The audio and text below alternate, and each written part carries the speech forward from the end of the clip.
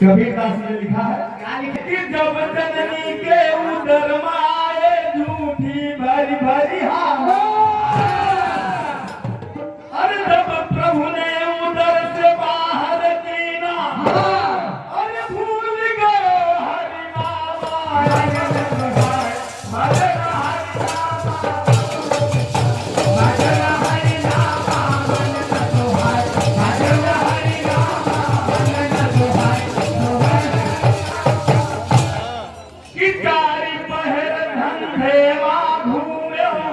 अरे रैन की हो बिकरामा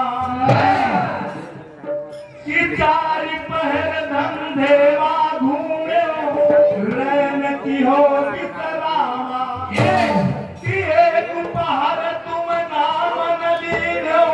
अरे निकलो नमक हरामा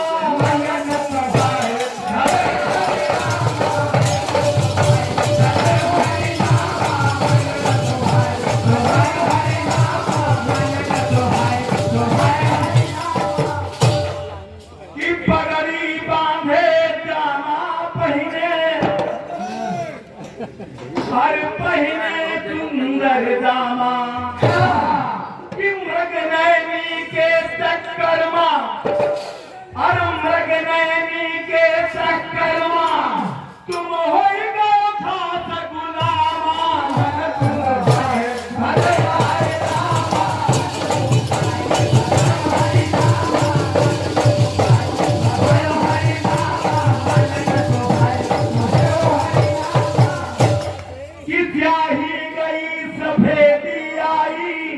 अरे धोखे मत कही गए जामा